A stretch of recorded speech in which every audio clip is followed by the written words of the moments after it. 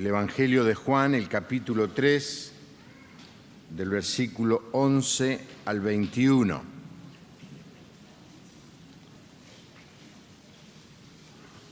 Así que abra su Biblia, esa Biblia que debe traer a la iglesia, en el Evangelio de Juan, el capítulo 3.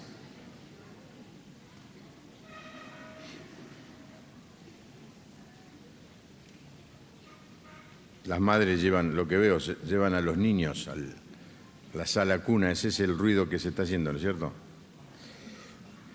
Leemos: de cierto te digo, son palabras del Señor Jesús, que hablamos de lo que sabemos y damos testimonio de lo que hemos visto. Pero ustedes no aceptan nuestro testimonio. Si les he hablado de cosas terrenales y no creen, ¿cómo creerán si les hablo de las cosas celestiales? Nadie subió al cielo, sino el que descendió del cielo, que es el Hijo del Hombre. Y así como Moisés levantó la serpiente en el desierto, así también es necesario que el Hijo del Hombre sea levantado, para que todo aquel que en él cree no se pierda, sino que tenga vida eterna. Porque de tal manera amó Dios al mundo que ha dado a su Hijo unigénito, para que todo aquel que en él cree no se pierda, sino que tenga vida eterna. Porque Dios no envió a su Hijo al mundo para condenar al mundo, sino para que el mundo sea salvo por él. El que en él cree no es condenado, pero el que no cree ya ha sido condenado porque no ha creído en el nombre del unigénito Hijo de Dios. Y esta es la condenación, que la luz vino al mundo, pero los hombres amaron más las tinieblas que la luz, porque sus obras eran malas. Porque todo aquel que hace lo malo aborrece la luz y no se acerca a la luz, para que sus obras no sean reprendidas. Pero el que practica la verdad viene a la luz para que sea evidente que sus obras son hechas en Dios. Hasta aquí en la lectura de la palabra de Dios. Toda traducción de la Biblia es una interpretación.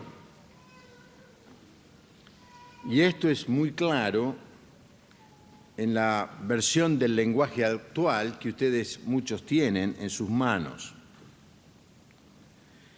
En este texto que hemos leído de la versión contemporánea, es una versión que pronto va a estar a disposición, todavía no ha llegado al país la Biblia completa, pero va a llegar. El Señor se expresa en tercera persona, es decir, cuando habla de sí mismo, no dice yo, dice y utiliza algunos títulos de los que vamos a hablar aquí en adelante. Esta lectura que hemos hecho es la que más se parece al original. El traductor, Casiodoro de Reina, fue muy cuidadoso en mantener la estructura del original griego, pero eso fue hace 500 años. Y él trabajó con muy pocos materiales, con muy pocos recursos. Y ahora cuando se hace una traducción, los eruditos no solamente tienen computadoras, sino que tienen decenas de versiones del original, no del original, sino copias del original, que Reina Valera no tenía. De todas maneras, hizo una tarea magnífica.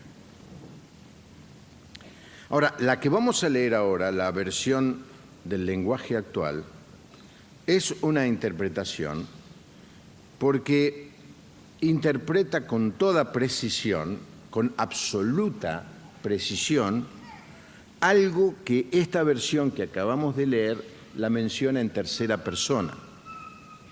Cuando Jesús habla de sí mismo, Él se menciona a sí mismo como el Hijo del Hombre y en algún lugar el Hijo de Dios. Una persona que lee eso puede preguntarse de quién está hablando, aunque la lectura es muy clara y expresa por lo que dice que está hablando de sí mismo. Pero de todas maneras hay que explicarlo. Entonces esta versión que vamos a leer ahora, que es muy cercana a esta otra que hemos leído, sin embargo afirma de una manera taxativa esta idea que les estoy dando. Así que lo vamos a leer ahora de la versión del lenguaje actual. Te aseguro, y todavía esta es parte del diálogo que tiene con Nicodemos, que fue el mensaje del domingo pasado, te aseguro que nosotros sabemos lo que decimos porque lo hemos visto, pero ustedes no creen lo que les decimos. Si no me creen cuando les hablo de las cosas de este mundo, ¿cómo me creerán si les hablo de las cosas del cielo? Noten ahora, nadie ha subido al cielo sino solamente el que bajó de allí, es decir, yo. Esto no está en el original, es una interpretación. El Hijo del Hombre. Moisés levantó la serpiente de bronce en el desierto y del mismo modo yo, el Hijo del Hombre, tengo que ser levantado en alto para que todo el que crea en mí, no crea en él, no está hablando en tercera persona ahora, esta versión es en primera persona, el que crea en mí, está diciendo exactamente lo mismo, lo que pasa es que esta versión trata de aclarar. ¿Por qué? Porque está pensada la versión del lenguaje actual, y nadie se sienta mal ahora, por favor, nadie se sienta mal. La versión del lenguaje actual fue pensada para niños entre 8 y 12 años. Se llamaba la Biblia del lenguaje sencillo. Pero ha tenido tanto éxito que ahora le cambiaron el nombre para que la gente no diga estoy leyendo una Biblia de niños, y entonces se llama la Biblia del lenguaje actual. Trata de hacer fácil o de entendible el texto, para que todo el que crea en mí tenga vida eterna. Dios amó tanto a la gente de este mundo que me entregó a mí, que soy su único hijo, para que todo el que crea en mí no muera, sino que tenga vida eterna. Porque Dios no me envió al mundo para condenar a la gente, sino para salvar a todos. El que cree en mí, que soy el Hijo de Dios, no será condenado por Dios. Pero el que no cree ya ha sido condenado precisamente por no haber creído en el Hijo único de Dios. Y así es como Dios juzga. Yo he venido al mundo y soy la luz que brilla en la oscuridad, pero como la gente hace lo malo, prefirió más la oscuridad que la luz. Todos los que hacen lo malo odian la luz y no se acercan a ella para que no se descubra lo que están haciendo. Pero los que prefieren la verdad, si se acercan a la luz, pues quieren que los demás sepan que obedecen todos los mandamientos de Dios. Es una simple explicación para cuando usted lee su Biblia, si tiene la versión actual, sepa por qué estas diferencias que tratan de aclarar el texto. Acá el Señor se menciona a sí mismo de dos maneras. Cuando habla de sí, no dice yo Jesús, dice yo, en todo caso, el Hijo del Hombre. Este es el título que Jesús usaba muy frecuentemente, es el que más usaba cuando se refería a sí mismo. Vamos a ver algunos textos. Este título lo identifica a Jesús con la humanidad, Hijo del Hombre. Siempre que lean el Evangelio, el Hijo del Hombre se está refiriendo a Él mismo, al Señor Jesús. Por ejemplo, en Mateo 8:20, un texto de los muchos que hay, Jesús le dijo, las zorras tienen guaridas y las aves del cielo tienen nidos, pero el Hijo del Hombre, es decir, el Hijo del Hombre no tiene dónde recostar su cabeza. Estaba hablando de sí mismo. Ahora, también se lo menciona el Hijo del Hombre cuando se habla de lo que Él va a hacer en el futuro. cuando se lo menciona especialmente en el Antiguo Testamento como el Mesías. Miren lo que dice en Daniel capítulo 7, versículo 13 y 14. Mientras tenía, el libro de Daniel es un libro profético de las cosas que van a venir. Mientras tenía yo esta visión durante la noche, vi que en las nubes del cielo venía alguien semejante a un hijo de hombre. Está hablando del Señor Jesús, una profecía. El cual se acercó al anciano entrando en años y hasta se le pidió acercarse más a él y se le dio el dominio, la gloria y el reino para que todos los pueblos y naciones y lenguas le sirvieran, y su dominio es eterno y nunca tendrá fin, y su reino jamás será destruido. No voy a hablar de estos textos, simplemente los estoy mencionando para ver que este título, Hijo del Hombre, era el título que se le daba al Mesías en las páginas del Antiguo Testamento. Y el Señor Jesús lo usó para describirse a sí mismo. En Mateo 9:6 dice, pues voy a demostrarles que el Hijo del Hombre, ahora, yo les voy a demostrar que el Hijo del Hombre, está hablando en tercera persona otra vez, tiene autoridad en la tierra para perdonar pecados. Entonces le dijo al paralítico, levántate, toma tu camilla y vete a tu casa. El Señor Jesús usó la expresión Hijo de Hombre y todos los judíos de aquella época, especialmente Nicodemo, entendían lo que estaba diciendo. Está usando un nombre que se le asigna al Mesías. Si alguna vez alguien preguntó, bueno, pero el Señor Jesús no fue muy claro en esto de decir yo soy el Mesías. Más que claro, Él dijo yo soy el Hijo del Hombre. Ese es el título que se le daba al Mesías. El segundo nombre que se le da en este pasaje al Señor, que se da el mismo Señor a sí mismo, es Hijo de Dios en otro texto. Y también indica el propósito mesiánico de Dios, pero más particularmente su deidad, el hecho de que Él es Dios y tiene una total unidad con su Padre. Miren lo que dice Lucas 1:35. Esto es el ángel con María. El ángel le respondió, el Espíritu Santo vendrá sobre ti y el poder del Altísimo te cubrirá con su sombra. Por eso el santo ser que nacerá será llamado Hijo de Dios. Así que en este párrafo que hemos leído, si usted lo vuelve a leer, y espero que lo haga en su casa, usted va a descubrir que el Señor se menciona a sí mismo de estas dos maneras. Es así como introducción y explicación a la lectura del texto. Hemos estado hablando desde hace unos domingos de que el motivo principal de la vida del creyente es compartir el mensaje del Evangelio con otros. Este es el gran mandamiento de Dios. Esta es la razón por la que estamos aquí en la tierra. Les hemos entregado a ustedes una presentación del mensaje y doy gracias a Dios que algunas personas se me han acercado y me han dicho que la han usado y que solamente esa lectura cuidadosa de ese pequeño librito les ha significado el poder presentarles el mensaje del Evangelio de una manera clara a otras personas cuando no sabían cómo hacerlo.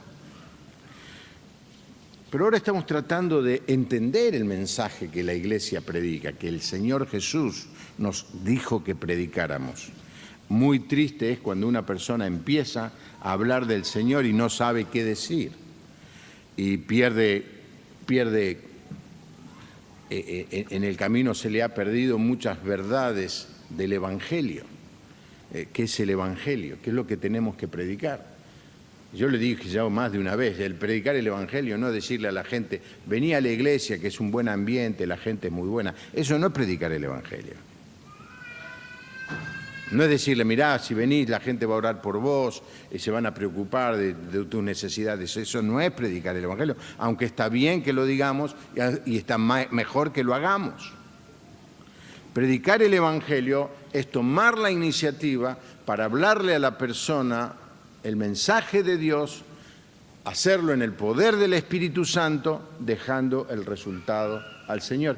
Y eso es algo que el Señor quiere que hagamos todas las veces que el Señor nos abra la oportunidad. Y hemos empezado a analizar los mensajes del Señor Jesús Y el domingo pasado hablamos del encuentro de Jesús con Nicodemo. En el Evangelio de Juan es el primer encuentro, la primera manera como el Señor Jesús dialoga con una persona, en este caso muy religiosa, que viene con todo su conocimiento, su experiencia, su tradición, sus rituales. Un hombre muy importante en esa comunidad, y el Señor le dice simplemente: todo lo que tenés, toda tu religión, no sirve de nada, tenés que empezar de nuevo. Algo muy duro para escuchar, para alguien que había vivido toda su vida confiando en su religión, que alguien venga y le diga: tenés que empezar de nuevo. ¿Se acuerdan el final de la historia? Nicodemo le preguntó, dice: ¿cómo es posible que esto suceda? ¿Cómo es posible que yo pueda empezar de nuevo? Jesús, soy uno de los más importantes de la sinagoga, manejo el templo de Jerusalén, especialmente en la Pascua. ¿Cómo voy a empezar de nuevo? No sirve para nada eso. El Señor dice: no sirve para nada. No hay obras que puedas hacer que te puedan salvar. Tenés que empezar de nuevo. Jesús le respondió: tú eres maestro de Israel y no lo sabes. Y el Señor entonces agrega esta explicación que está en los versículos 11 al 13, que ya hemos leído y que no viene mal volverla a leer. Le está diciendo a Nicodemo: nosotros sabemos lo que decimos, porque lo hemos visto, pero ustedes no creen lo que les decimos. Aquí estoy con mis discípulos, te lo estamos diciendo, el poder de Dios, el mensaje de Dios. Usted no cree.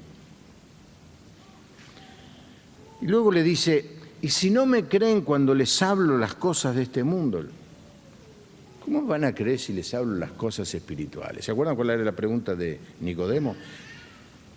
Bueno, Nicodemo no le hizo ninguna pregunta, el Señor leyó la pregunta en la mente de Nicodemo, ¿se acuerdan?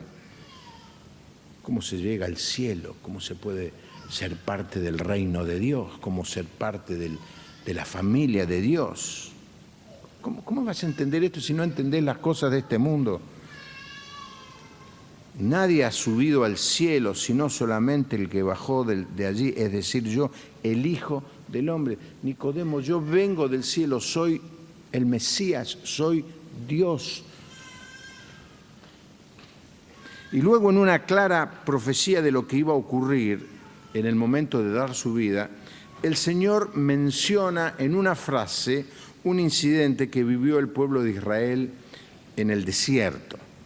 La frase que el Señor Jesús inserta es esta: Moisés levantó la serpiente de bronce en el desierto, y del mismo modo yo, el Hijo del Hombre, tengo que ser levantado en alto. Si alguien lee solamente el Evangelio, se queda con esta simple frase que es difícil de entender. ¿Qué es esto de una serpiente de bronce en el desierto? Pero gracias a Dios tenemos la Biblia. Entonces vamos a leer la historia. Está en Números 21, de 4 al 9. Dice así el relato de este incidente: después los israelitas partieron del monte Hor en dirección al Mar Rojo para rodear la tierra de Edom, y en el camino el pueblo se desanimó y murmuró contra Dios y contra Moisés. ¿Para qué nos hiciste salir de Egipto? ¿Para hacernos morir en este desierto? No hay pan ni agua y ya estamos hartos de este pan tan liviano. Entonces el Señor mandó serpientes venenosas entre el pueblo para que los mordieran, y muchos del pueblo de Israel murieron. El pueblo fue a ver a Moisés y le dijo: hemos pecado al murmurar contra el Señor y contra ti. Ruégale al Señor que nos quite estas serpientes. Y Moisés oró por el pueblo. Y el Señor le dijo a Moisés: haz una serpiente como esta y ponlas en un asta. Todo el que sea mordido y la mire vivirá. Moisés hizo una serpiente de bronce y la puso sobre un asta, y cuando alguna serpiente mordía a alguien, si miraba la serpiente de bronce, seguía con vida. Claro, quizá muchos de ustedes ni tenían la menor idea de esta historia. Los judíos sí la conocían, y la conocían muy bien. Estaban en medio del desierto, habían murmurado. Dios envía estas serpientes, muerden o pican, no sé cómo se dice, a las personas. La gente se empezó a morir, empezaron a llorar al Señor. Después de haber murmurado contra Dios, ahora van a pedirle ayuda. Moisés, por favor, que no pase esto. Y Dios le da una orden, una extraña orden. Moisés levanta, hace un palo alto, un asta, como si fuera un asta de una bandera. Aunque algunos la dibujan con un palito vertical, como ya profetizando lo que sería la cruz. Levanta y hace una serpiente, y solamente va a suceder esto: aquel que mire a la serpiente con fe va a ser sano. Y esto es lo que sucedió. Lo único que necesitaba la persona que estaba enferma, que había sido mordida por esta serpiente, era mirar con fe a esa serpiente colgada de un palo. Y el Señor Jesús toma esta idea y le dice: Nicodemo, como sucedió allí en el desierto, y vos lo sabés bien, no hace falta que te lo explique, como sucedió en el desierto, así es necesario que el Hijo del Hombre, que yo sea levantado, para que todo aquel que me mire con fe reciba el perdón y la sanidad. No es obra, Nicodemo, no es algo que vos podés hacer por vos mismo, es simplemente depositar tu confianza en el Señor Jesús, una mirada de fe.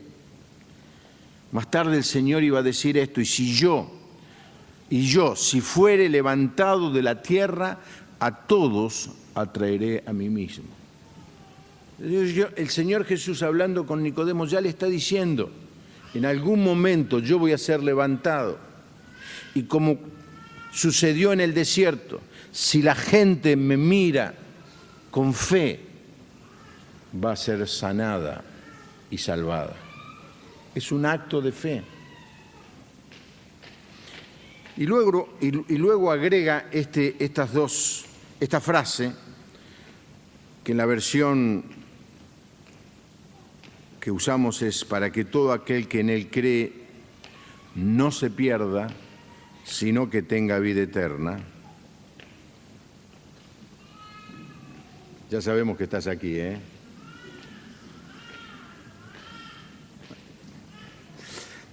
Y el otro texto es la otra versión: para que todo el que crea en mí tenga vida eterna. A ver si sintetizamos lo que el Señor Jesús quiere decir.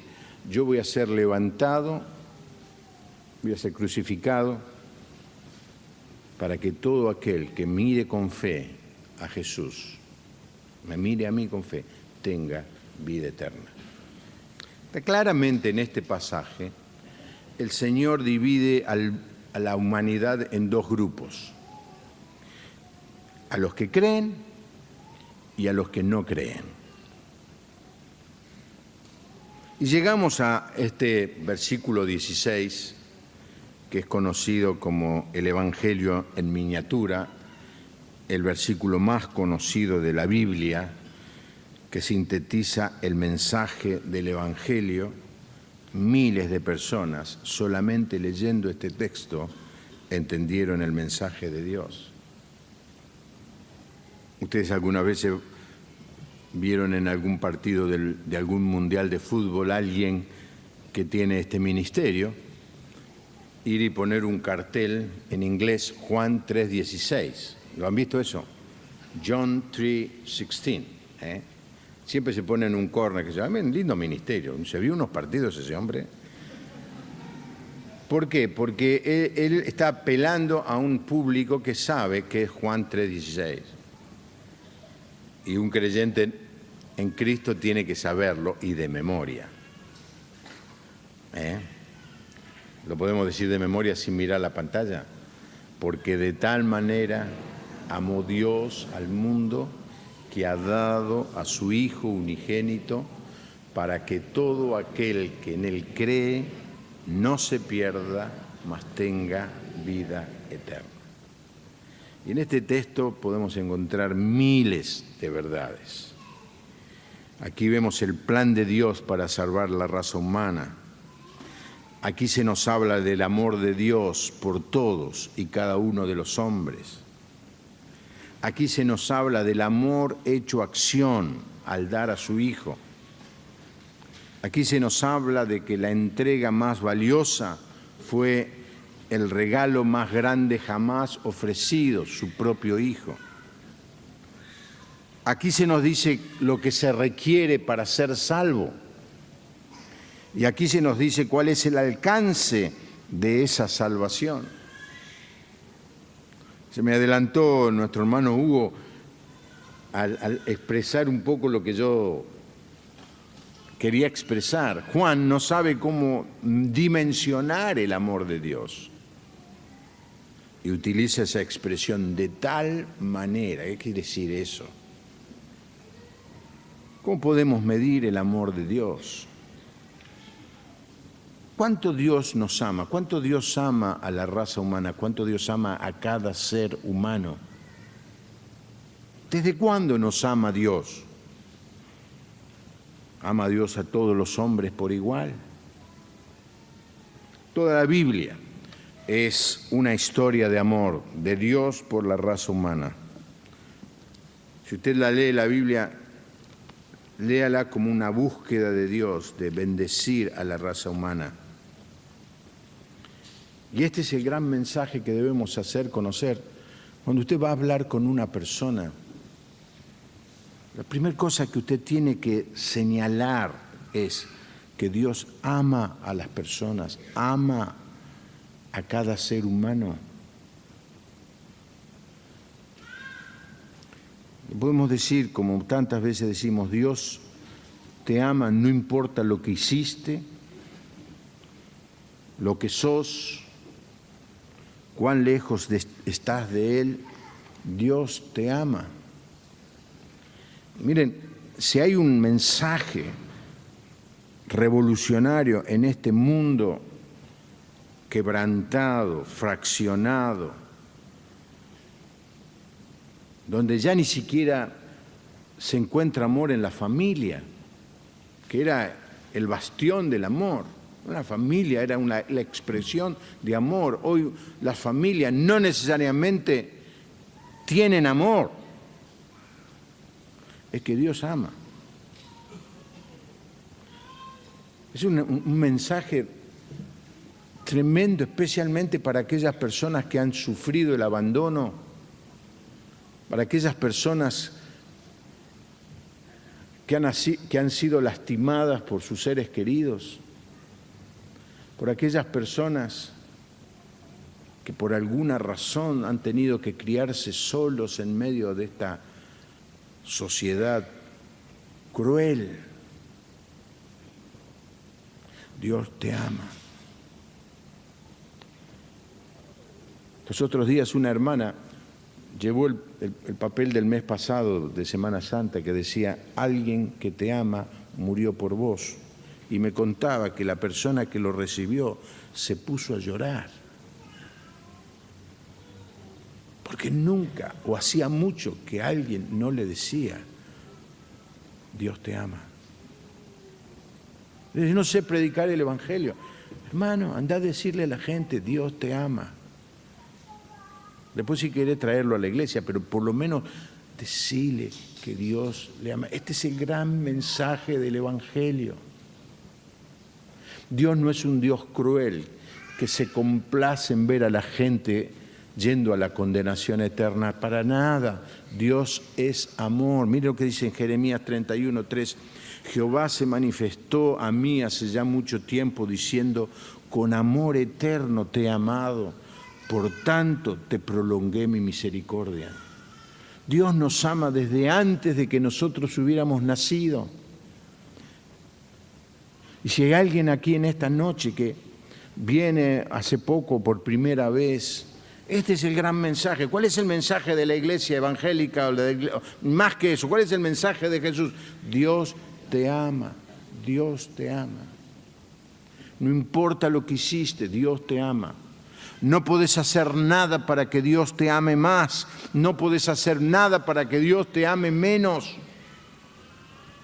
Este es el gran mensaje que si en algún momento de la sociedad se necesitó escuchar, yo creo que más que nunca, es ir por el mundo y decirle, Dios es amor.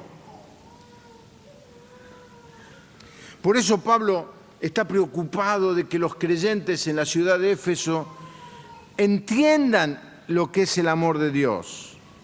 Y entonces en una oración dice, pido al Padre que de su gloriosa riqueza les dé a ustedes interiormente poder y fuerza por medio del Espíritu Santo y que Cristo viva en sus corazones por la fe y que el amor sea la raíz y el fundamento de sus vidas y que así puedan comprender con todo el pueblo santo cuán ancho, largo, alto y profundo es el amor de Cristo. Pido pues que conozcan ese amor que es mucho más grande que todo cuanto podemos conocer, para que lleguen a colmarse de la plenitud total de Dios. ¿Cómo puedo tener la plenitud de Dios en mi vida? Y el apóstol Pablo dice, conociendo el amor de Dios. ¿Sabés que Dios te ama, no?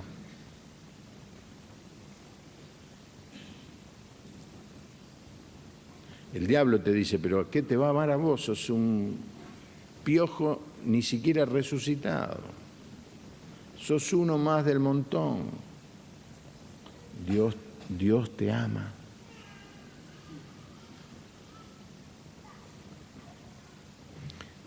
¿Cuán ancho? ¿Cuán posible? A los niños se les enseña a cantar. El amor de Dios es maravilloso. Tan ancho que no lo puedo alcanzar, tan alto que no puedo llegar, tan profundo, tan grande es el amor de Dios. Y si te vas a acordar de algo de toda esta reunión, es que el gran mensaje que la gente necesita escuchar es que Dios les ama. Amén. El otro versículo que un cristiano que quiera compartir su fe debe saber es Romanos 5:8. Pero Dios prueba que nos ama. Es decir, no es un amor platónico, no es un amor que solo se declara. Dios prueba que nos ama, en que cuando todavía éramos pecadores, no es que nos empezó a amar cuando creímos en el Señor Jesús, no es que nos empezó a amar cuando nos arrepentimos de nuestros pecados y vinimos a Él, nos ama de la misma manera aún cuando estamos de espaldas a Él. Cuando todavía éramos pecadores, Cristo murió por nosotros. Parafraseando el versículo 16, es tan grande el amor de Dios por ustedes, que están perdidos. Dice el Señor Jesús, que me envió al mundo para ser levantado de la tierra, crucificado, a fin de aquel que cree en mí, que mire a la cruz con fe, deje de estar perdido y reciba la salvación. ¿Qué es la salvación? La vida eterna. Aquí la salvación es dejar de estar perdido, tener vida eterna, que es lo mismo que ir al cielo o ser parte de la familia de Dios. Pero el texto no solamente dice esto, el texto nos adelanta algo, que es la perdición. El hombre está perdido. Naturalmente está perdido, está separado de Dios. Y esto es resultado del pecado que hay en la vida del ser humano. ¿Y por qué tenemos que predicar el Evangelio y decirle a la gente que Dios lo ama? Porque la gente está perdida. Y si no cree, se va a perder eternamente. Ahora, cuando salta el versículo 17, el Señor Jesús como que cambia el lenguaje y pasa de hablar de perdidos y de vida eterna a utilizar un concepto más legal, que es el de la condenación. Miren lo que dice el versículo 17. Porque Dios no envió a su Hijo al mundo para condenar al mundo, al que ama, según el versículo 16, por el cual dio a su Hijo. No vino el Señor Jesús a condenar al mundo, sino para que el mundo sea salvo por él. El que en él cree no es condenado. Pero el que no cree ya ha sido condenado porque no ha creído en el nombre del unigénito Hijo de Dios. Los judíos, y no se olviden,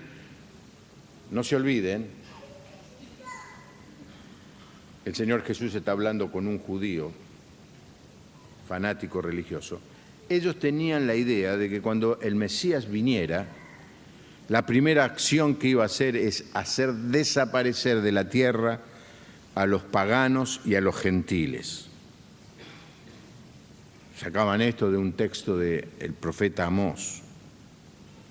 Ellos pensaban que el Mesías iba a venir y iba a destruir a todos y solamente iban a quedar los israelitas, los judíos, y Dios iba a instaurar a través del Mesías el reino eterno.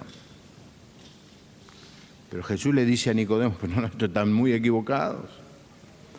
Yo no vengo a destruir a nadie, vengo a salvar a todos.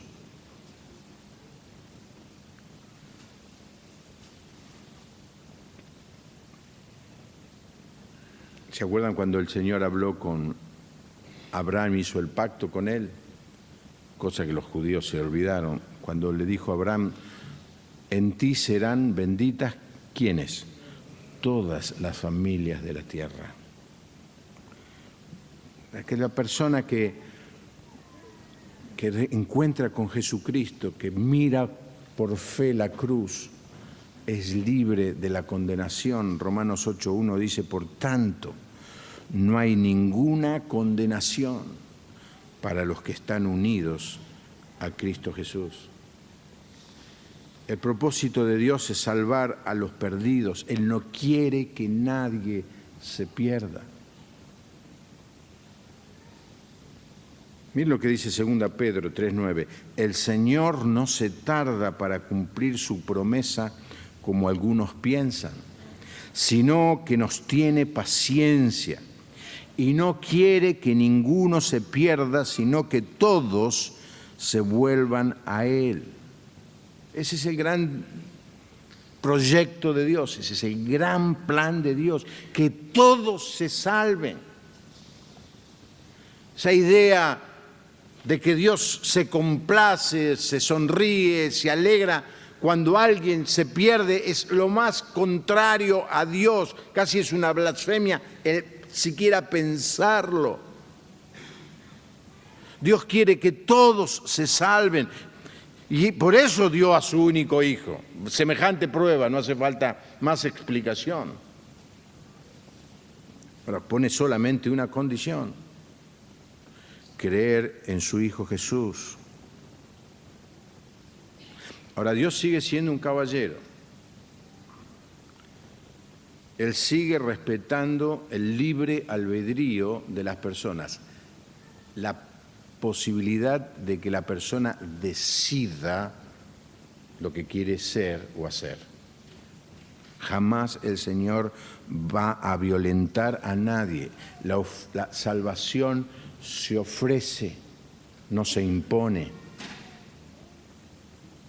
Es un regalo. Es un regalo que el Señor da a la persona.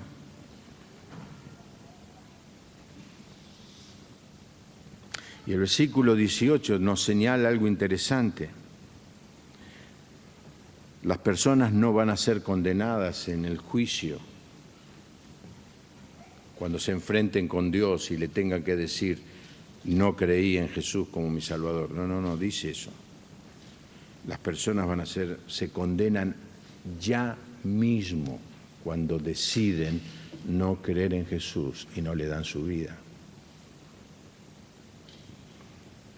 Dice aquí el texto, el que no cree es condenado. ¿Cuándo?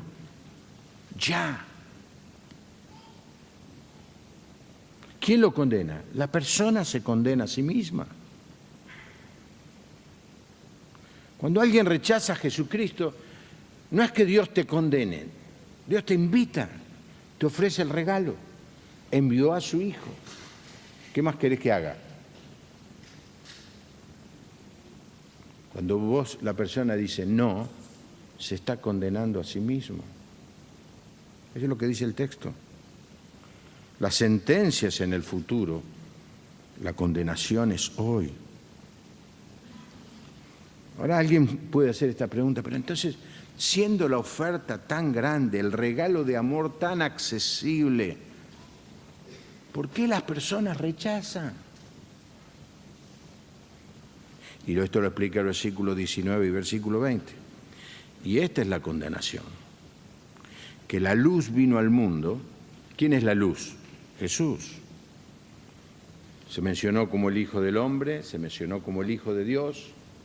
Ahora en este párrafo se menciona a sí mismo como la luz.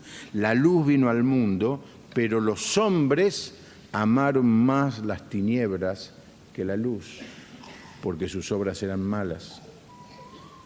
Porque todo aquel que hace lo malo aborrece la luz y no se acerca a la luz para que sus obras no sean reprendidas. La razón de la incredulidad es el amor al pecado. Es el amor a las posesiones, es el amor al dinero, es el egoísmo, el amor a uno mismo, el amor a hacer lo que quiero. No nos sale naturalmente amar a Dios, nos sale más naturalmente amar las tinieblas. Alguien puede decir que las personas no creen porque no entendieron el mensaje. ¿No entender el mensaje? ¿Tan simple como eso? Es un regalo. Hasta un niño lo puede entender. Si yo me saco la corbata y le digo a alguno acá, bueno, la corbata no es un elemento que la gente quiera, pero lo voy a hacer. Porque hoy hice lo del reloj y me quedé sin reloj.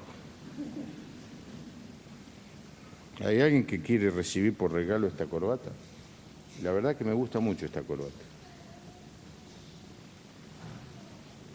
El que cree que se la voy a dar, pase adelante y se la llevo.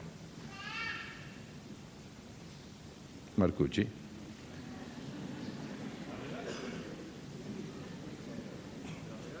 Vale, te la regalo. Gracias. ¿Es muy difícil? ¿Alguien no entendió eso? Ese es el mensaje de salvación. ¿Por qué la gente no lo quiere? Porque la gente ama el pecado. Ahora, no lo digo yo, esto lo dice el Señor. Cuando se predica el mensaje del Evangelio, la gente sale corriendo. No quiere escuchar. Porque quien vive en tinieblas aborrece la luz.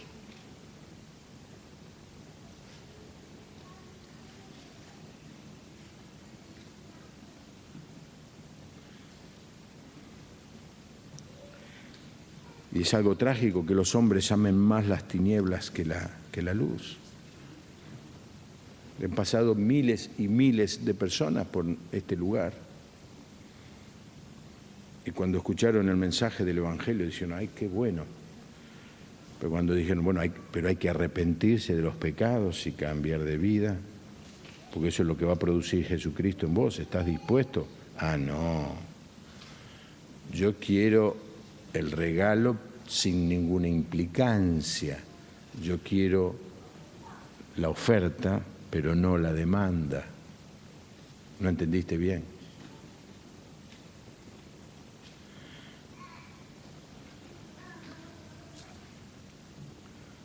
Ustedes alguna vez me escucharon contar esta historia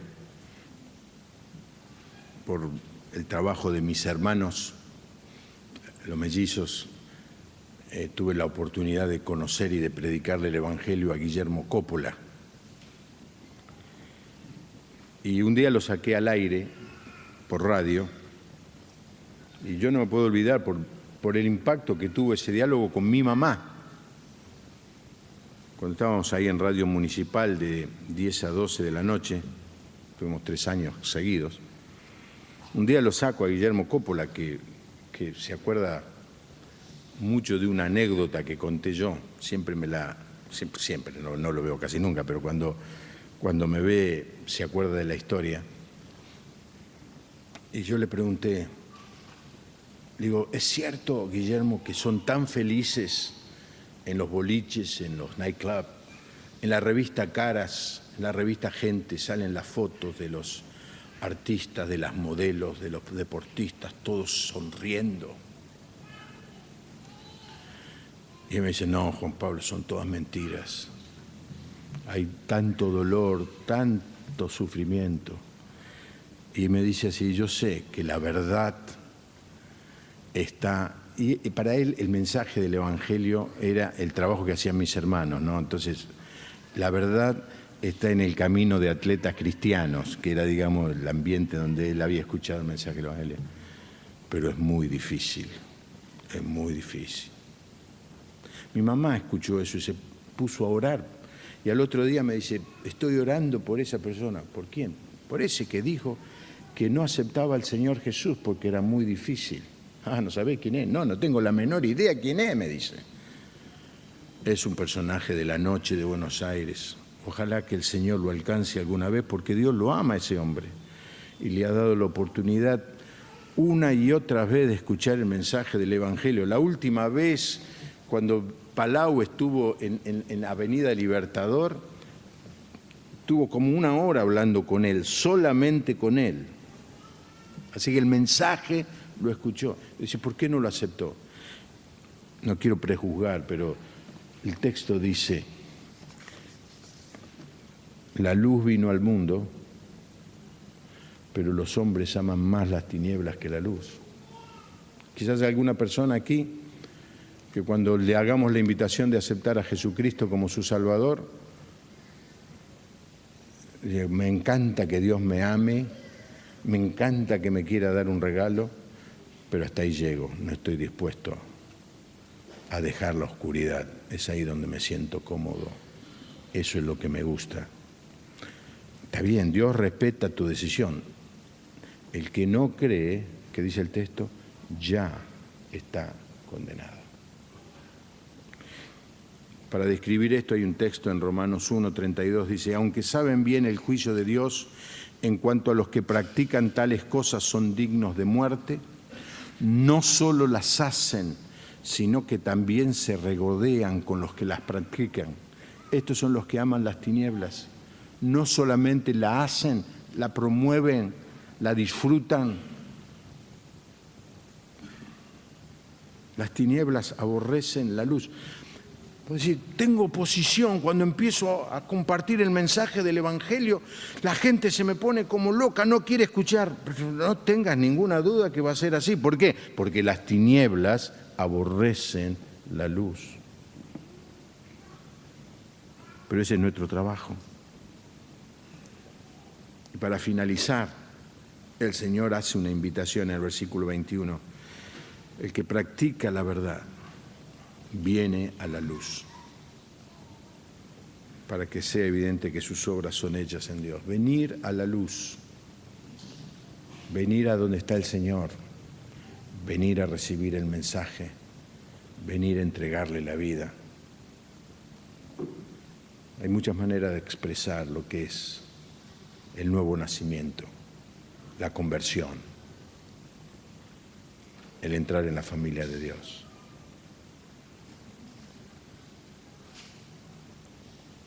Hay un viejo himno compuesto por don Ángel Bonatti. Mira a Cristo muriendo por ti. Mírale ahora si quieres vivir. Una mirada de fe, nada más, y eternamente salvado serás. Ese es el mensaje del Evangelio. Y quizá en esta noche haya alguien que todavía no le entregó su vida a Cristo, que se sienta identificado con esto de que ama más las tinieblas que la luz, porque claro, aceptar a Cristo significa abandonar las tinieblas y empezar a vivir en la luz. Somos pueblo escogido por Dios. ¿Para qué? Para proclamar el mensaje del Evangelio, llamar a la gente que salga de las tinieblas y venga a la luz, que es Jesús. No te condenes. No te condenes a vivir eternamente sin Dios. Entregale tu vida a Cristo en esta noche. Es algo que nadie puede hacer por vos. Y que cada persona alguna vez tiene que tomar la decisión. Se le atribuye al pastor Simpson, el creador de la Alianza Misionera, esta frase con la que quiero terminar el mensaje: díganle al hombre rebelde que Dios ya se ha reconciliado.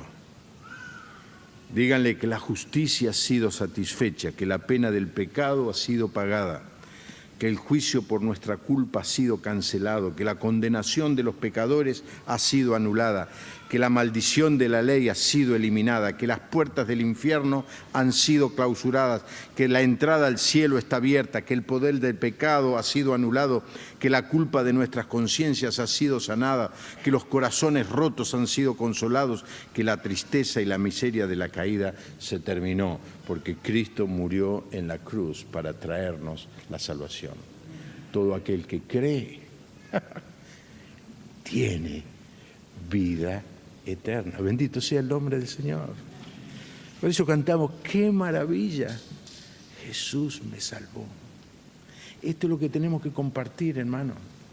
Porque los que no creen están condenados. No es un problema de proselitismo, de hacer que la gente venga a la iglesia. El problema es que la gente sin Cristo no tiene ninguna esperanza, está condenada a vivir eternamente sin Dios.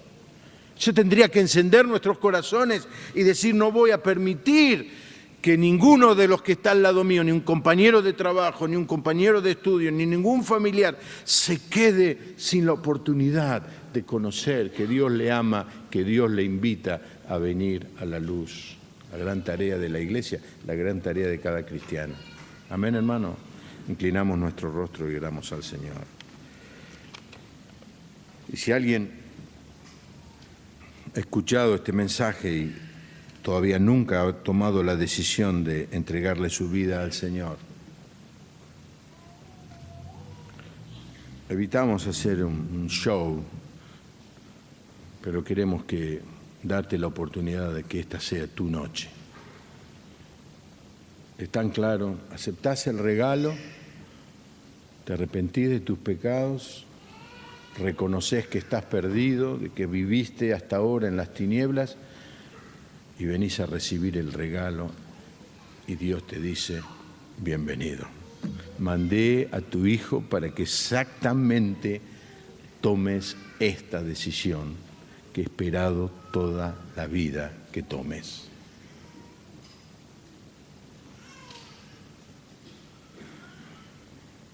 Si es así, si has tomado esta decisión, querés hacerlo, vamos a inclinar nuestro rostro y orar. Yo voy a hacer una oración. Y si hay alguien que quiere en esta noche hacer esta oración, no importa si hayas venido por primera vez o haya 1, 2, 3 años que hayas venido, si nunca tomaste esta decisión, no escondas. Al contrario, aprovecha el momento de decirle: Señor Jesús, creo en ti. Señor Jesús, repetí conmigo esta oración: Señor Jesús, creo que sos el Hijo de Dios que vino a buscarme y a salvarme. Creo que moriste por mí en la cruz para pagar el precio de mi culpa. te recibo en esta noche como mi Señor y Salvador. Me arrepiento de mis pecados y creo en ti con todo mi corazón.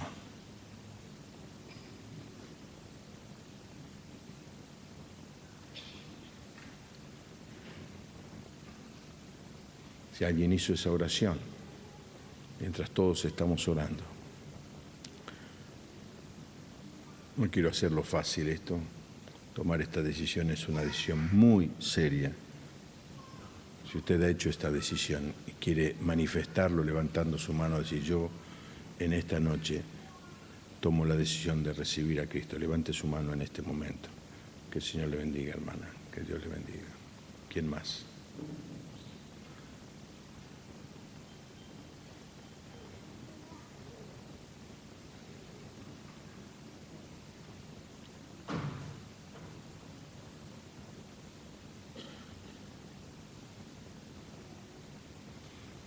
Caballero, allá atrás, que Dios le bendiga. Gracias al Señor.